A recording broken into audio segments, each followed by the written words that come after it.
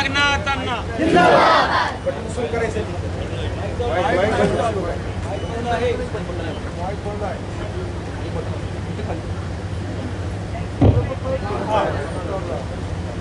पण आवाज शेवटपर्यंत माझा पोहोचला.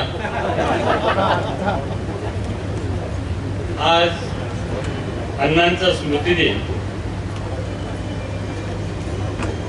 कसे 13 वर्ष गेले हे कळलं नाही.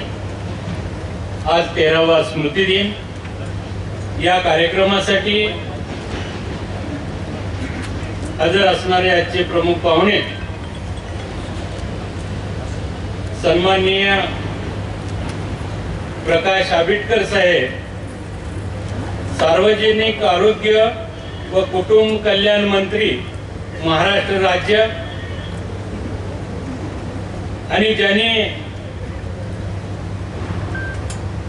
कॉलेज संपल्यानंतर कॉलेजच्या त्या कालावधीमध्ये सुद्धा अण्णांच्या आंदोलनामध्ये सुद्धा त्यांचा सहभाग झाला. कॉलेजची आमची खरं मैत्री, आणि खरं आपल्या ग्रुपमध्ये दादा लकी मॅन.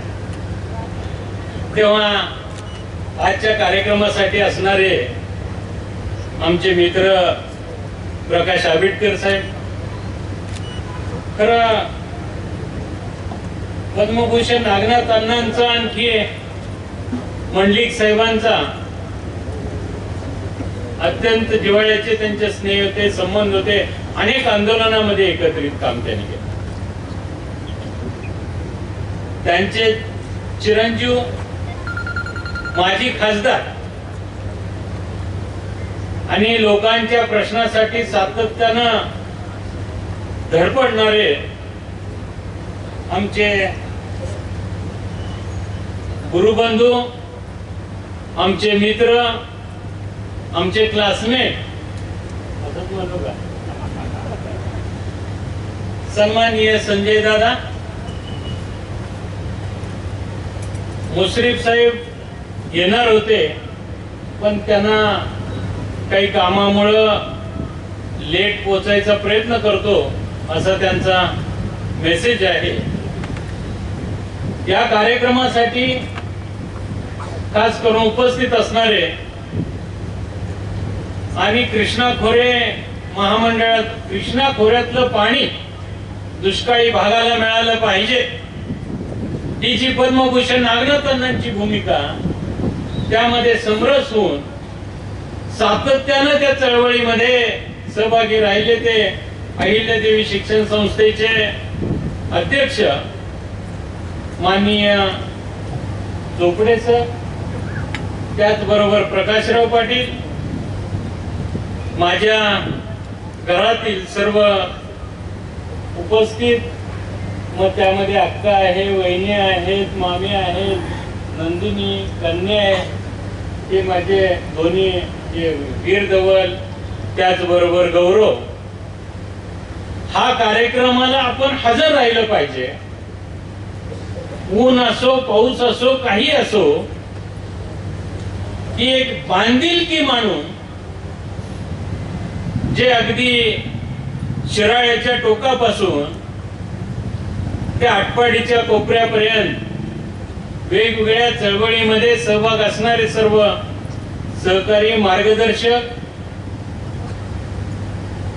हुतात्मा शिक्षण आणि उद्योग समूहामधील सर्व सहकारी, बंधू आणि भगिनी, वार्ताहर बंधू, खरं अण्णांचा स्मृती दिन साजरा करत असताना खूप प्रश्न उभा राहतात की नागनाथ अण्णा कोण?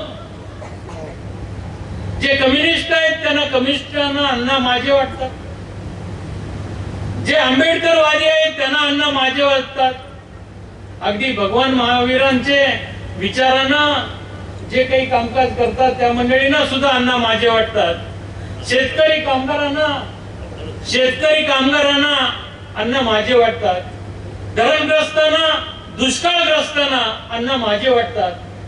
अशा अनेक पैलू त्यांच्या व्यक्तिमत्वाचे आहेत. फुले शाहू आंबेडकरांचा विचार कृतीतून राबून अखेरपर्यंत त्यांनी जनतेचं काम केलं.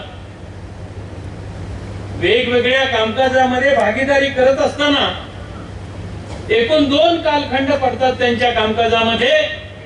त्यामध्ये स्वातंत्र्य चळवळीमध्ये स्वातंत्र्य मिळेपर्यंतचा कामकाज आणि दुसरा भाग येतो ते स्वातंत्र्यानंतरचं कामकाज. वाळवा कोल्हापूर या ठिकाणचं शिक्षण संपल्यानंतर करेंगे या मरेंगे हे गवालिया टँक वरती महात्मा गांधींनी घोषणा दिली आणि देशातील अनेक तरुण पेटून उठले आणि या देशातून ब्रिटिशांना हाकलून लावण्यासाठी तयार झाले. पद्मभूषण नागनाथांना सुद्धा त्या ठिकाणाहून वाळव्यात आले. वाळवा शिराळा तालुक्यातल्या तरुणांना एकत्रित केलं. आणखी स्वातंत्र्याचं महत्व त्यांना पटवून दिलं. दरम्यानच्या कालावधीमध्ये इस्लामपूरच्या मोर्चावरती फायरिंग झालं. त्या ठिकाणी काही मंडळी हुतात्मे, काही मंडळींना पत्करावं लागलं आणि मग ठरवलं यांनी की शस्त्राला शस्त्रानं उत्तर दिलं पाहिजे. तरुणांना एकत्रित केलं. मग शस्त्र पाहिजेत, त्यासाठी पैसे पाहिजेत. त्यासाठी शेनोली पे ट्रेन असेल, धुळ्याचा खजिना लूट असेल, कुंडलची बँक असेल, अगदी गारगोट्याचं सुद्धा लूट असेल, अशा सगळ्या ठिकाणच्या लुटी करून त्यामधून जे काही संपत्ती उभा केली, त्यामधून आझाद हिंद सेना स्थापन केली आणि पोर्तुगीजांचं राज्य गोव्याला होतं. त्यांच्या बरोबर संधान बांधून सातारच्या प्रति सरकारमध्ये पद्मभूषण नागनाथांना पहिलं शस्त्र 44 दिवसाच्या प्रयत्नातून मिळवलं आणि मग असंख्य शस्त्र तुमचा जो गोव्यावरनं येणारा शॉर्टकट त्यामधून पण रस्त्यानं नाही, साईडनं जंगलातनं चालत चालत असा दारुगोळा तिकडून यायला लागला आणि शिराळा तालुक्यामध्ये सशस्त्र सेनेचं कवायतीपासून प्रशिक्षण चालू झालं.